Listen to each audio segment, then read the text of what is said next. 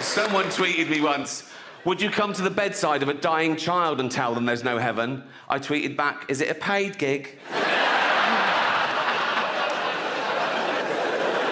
I don't care whether you believe or not, what you believe in, who you pray to. Doesn't affect me. I just think that nature is super enough, you know? I don't think we need angels and unicorns. We've got the fucking octopus. That actually exists. 8 legs, 9 brains, 3 hearts and a beak. Make your fucking mind up. What are you doing? The duck-billed platypus, a monotreme. When scientists first found that, they thought it was a hoax because it produces eggs and milk. It could make its own custard. It doesn't, but it could. It could. It definitely could. I do work out a bit. I actually joined a gym. Literally on my road, I discovered. I've got a gym in my house. I got bored with that. But I thought, if I join a gym, if I pay in advance, like pay a year in advance, right, then I'll try and get value for money and that'll make me go. Then I remembered, oh, I'm fucking rich. It doesn't, you know what I mean? I could join a different gym every day for a laugh. Just go along and go, there's £2,000. They go, see you tomorrow. I go, you'll never see me again. This is a tweet I got from someone. It was all in capitals, which excited me. That's the sign of Twitter madness, mixed with anger. It's great. Your science won't help you when Satan is raping your British ass. And he's got a point. Because if I die and I find myself in hell being raped by Satan, science has pretty much let me down. But it's this last line that he just throws away, makes this the best tweet I've ever received. Your science won't help you when Satan is raping your British ass. I'll be laughing. So he's there too. So he's a fundamentalist Christian who's lived his life by the Old and New Testament. He dies, he wakes up in hell, right? You want to go, oh my God, I'm in hell. Oh my God, why have you forsaken me? I'm in hell, it's the worst place. No, it's for eternity. I'm going to be tortured for eternity. He sees me getting raped, goes, what, he's suddenly over it, is he? His day suddenly got a little bit brighter, right? And like he's not next, right? So he says, I'm getting raped, right, by the devil, right? And he's just there, you fucking atheist scum, right? And I'm like, yeah, whatever, right? Because I mean, I assume it happens all, it's like an eternity, so I'm, yeah, whatever, go on your fear. I might say, watch your hooves on my testicles. And he'll go, why are they so distended? And I go, oh, like you're Brad Pitt. You know what I mean? Sorry, are we talking or raping here? Can we... So he's like, you fucking atheist. He's probably bored, and he's fucking atheist every fucking day, like that, right? And his little gargoyle comes up and he goes, Satan. And he goes, what? And I go, yeah, what? And he goes, there's a fundamentalist Christian up here. Fuck this. He'd be on him like a ton of bricks, wouldn't he? So humanity. What is humanity? What are we? Well, we're great apes. Not metaphorically, we're literally great apes. We are 98.6% genetically identical to a chimpanzee. We're closer to chimps than chimps are to gorillas. We left our common ancestor about 6 million years ago. We have the same life cycle as any other animal, which is our parents mate, we're born, we grow, we mate, our parents die, all our friends die, and then we die. Now, my 7-year-old niece didn't like hearing that, right? But I said, you've got to look. I said, stop crying. I said, you're 7, you know, today. So, any more grisly than this party's cancelled. So. Whenever I'm working up a tour, I try and think of things that has happened to me and how my life's changed. And I thought of one for this tour, and it was hugging. Right? No one's been hugging for the last couple of years, which I preferred. I liked that. I never liked hugging. I liked it when you couldn't hug, right? I always felt awkward. I never know when to hug. I didn't hug anyone growing up. I didn't hug anyone until I came to London. People were like a working class kid on an estate in Reading. You don't hug people. You don't hug your fucking dad or your granddad or your brother. You wind them up. You take the piss. That's our hug. Give you an example.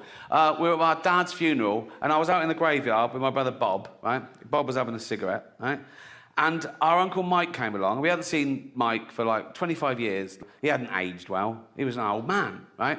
And Bob sort of looked at him and recognised him and went, fuck me. Like that, right? And then Bob looked around the graveyard and went, is there any point you going home?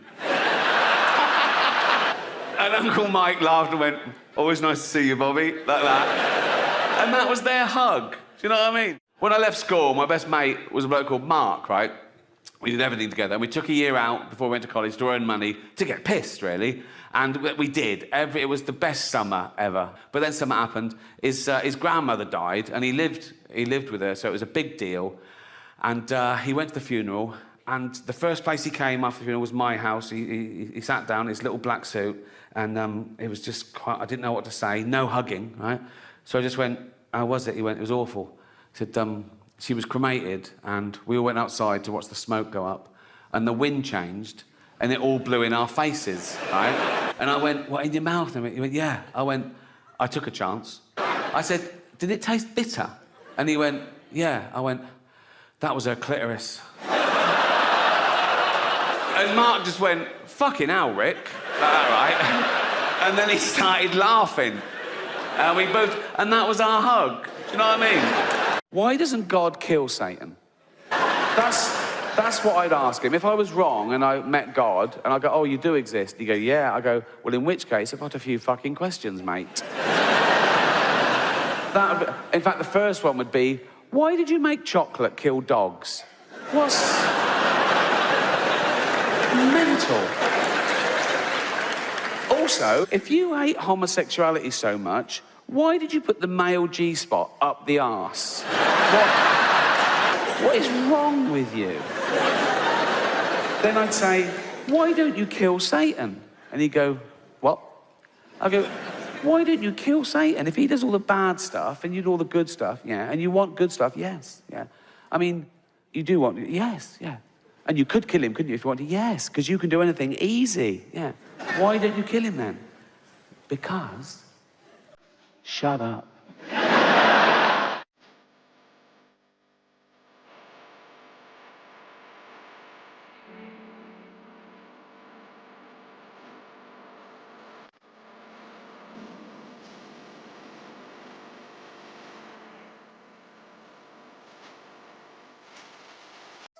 Call yourself a comedian, you're about as funny as...